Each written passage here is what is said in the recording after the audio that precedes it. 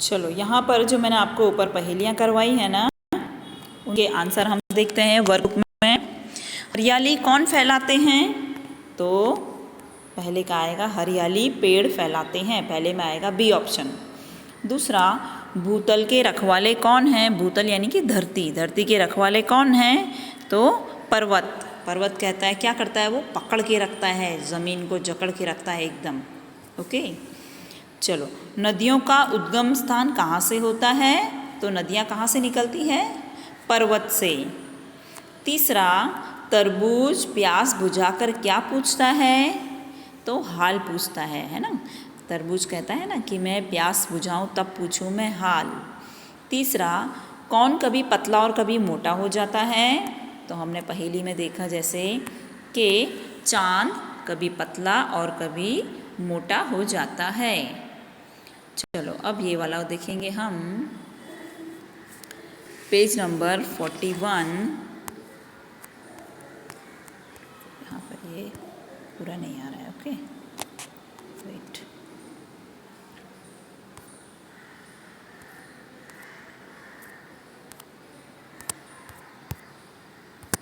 यहाँ पर इसे मैं एक ज़रा वो कर देती हूँ। ओके,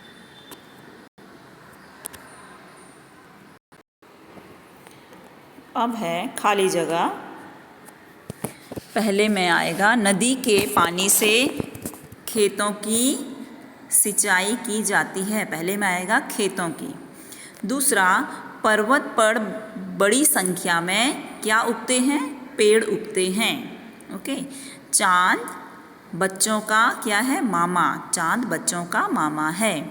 फिर चौथे में आएगा तरबूज सबकी प्यास बुझाता है, या खाली जगह है। ओके, तरबूज सबकी प्यास बुझाता है।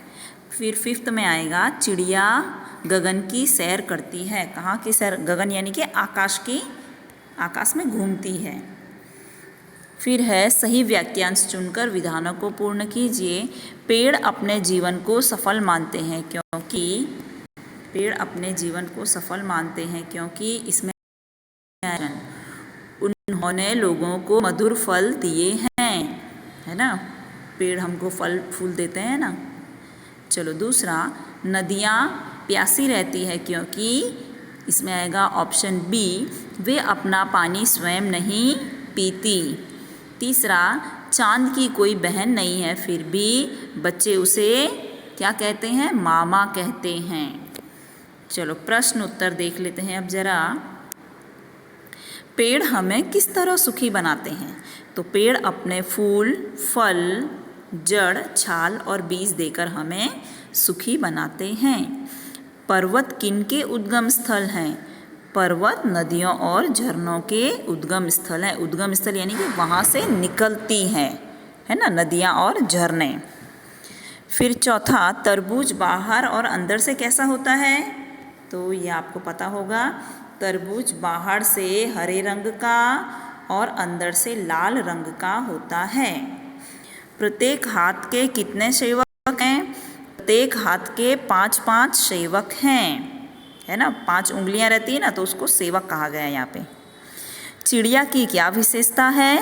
तो चिड़िया बहुत जल्दी उठकर बिना आलस किए पूरे आकाश की सैर करती है, यानी पूरे आकाश में घूमती है।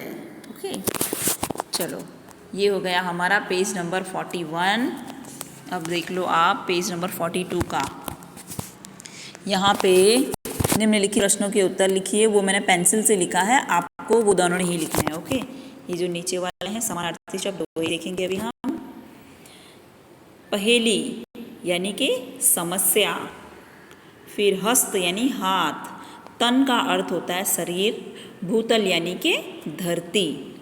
चलो निम्नलिखित वाक्य में से विशेषण छांटिए। विशेषण किसे कहते हैं? विशेषता बताने वाले शब्द को विशेषण कहते हैं। जैसे कक्षा में 4 बच्चे बैठे थे, तो कितने बच्चे बैठे थे? तो 4, विशेषता है इसकी 4। दूसरा, नीम की पत्तियां कड़वी लगती हैं, तो जो कड़वी हैं, ओके, कड़वा शब्द है ना जो, वह उसकी विशेषता है। ओके, मीठा, कड़वा और नंबर हो गया। फिर यहाँ देखो कलर का भी होता है ना कि ये हरे कलर का है, नीले कलर का है, तो वो भी विशेषता होती है। नदी में काला पानी है तो कैसा पानी है, ऐसे आप प्रश्न भी पूछोगे ना तो आपको अपने आप उत्तर मिल जाता है। जो उत्तर होता है उसे विशेषण कहेंगे। जैसे नदी में कैसा पानी है तो नदी में काला पानी है, जो काला है वह विशेषण। ओके। हमारी पाठशाला में बड़ा बगीचा है तो पाठशाला में कैसा बगीचा है तो बड़ा, तो वह विशेषण हुआ। बाजार में पीले केले मिलते हैं तो पीले यह विशेषण हुआ। ओके। यह शब्द को उसके क्रम में लिखना है तो इसमें आपको पहले अ आ ई बोलना है, उससे तो कोई स्वर वाला कोई शब्द नहीं दिख रहा है मुझे। फिर आपको बोलना है क ख ग घ से शुरू करना है। ओके। तो ये मैं आपको लिख करके भेज दूँगी, अभी मैंने यहाँ पर नहीं लिखा है, मैं बाद में आपको लिखवा दूँगी इसे। चलो फिर निम्नलिखित वाक्यों में से फल या सब्जी का नाम ढूंढकर लिखिए। इधर मत जा तो आ, फिर म डैश दिख रहा है आपको। फिर अंदर आलू लग जाएगी तो वो जो आलू अंडरलाइन किया हुआ है मैंने, तो वो मिला एक सब्जी हमको। फिर जयपाल कल आया था तो पालक। ओके। पहले आप इसको समझ लेना, फिर आपने आप करने की कोशिश करना। संतराम आ गया था तो संतरा, यह फल हुआ। ओके। अलग अलग फल या सब्जियों के नाम ढूंढने। फिर पांचवा शैलजा,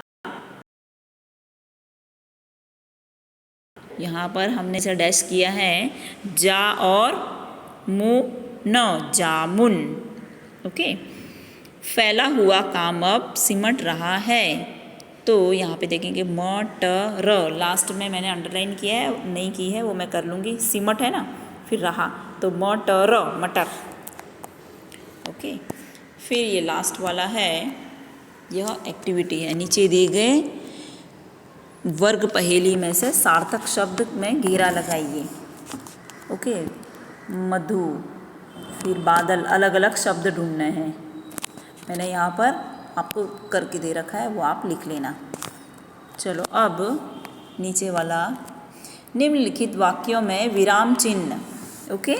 यहाँ पे अल्प विराम, पूर्ण विराम, फिर आश्चर्यबोधक चिन्ह, फिर प्रश्नवाचक चिन्ह, इस तरह से लगाना है। जैसे आप क्या खाएंगे तो वह क्या है, प्रश्न पूछा गया है ना, तो उसमें प्रश्नवाचक चिन्ह। फिर माँ ने पूछा नन्ही बेटी तुम कहाँ रह गई थी, तो यहाँ पर वह बोला गया है तो यह अवतरण चिन्ह के अंदर आएगा। ओके। 2 कॉमा दे रखे हैं ऊपर, जब कोई बोलता है तो इस तरह से लगाया जाता है। और नन्ही बेटी तुम कहाँ रह गई थी तो प्रश्न भी पूछा है तो प्रश्नवाचक चिन्ह के साथ में अवतरण चिन्ह। फिर छी कितना गंदा पानी है तो ये इस तरह से आएगा। ओके। ये कितना गंदा पानी है। ओके। प्रश्न मीन्स आश्चर्यबोधक चिन्ह बोलते हैं ना, उस तरह से ये वाला चिन्ह वो है। मेरी पुस्तक का नाम रामायण है तो यहाँ पर मेरी पुस्तक का नाम, फिर ये इस तरह से लिखा गया 1 कॉमा, हाँ 2 कॉमा नहीं आएगा। जब बोला जाता है तो इस तरह किसी खास पुस्तक को या किसी बिल्डिंग को किसी को बताना होता है तो इस तरह से सिंगल कॉमा होता है, उसके अंदर लिखा जाता है। फिर वाह कितनी अच्छी किताब है तो ये रहा वाह कितनी अच्छी किताब है, वाह के बाद भी एक आश्चर्यबोधक चिन्ह आएगा। ओके। चलो यहाँ पर हमारा यह पाठ समाप्त होता है। यह बहुत ही छोटा था, उसके बाद हम दूसरा पाठ स्टार्ट करेंगे, राजा का हिस्सा। इसको आप अपनी नोटबुक में अच्छी तरह से लिख लेना।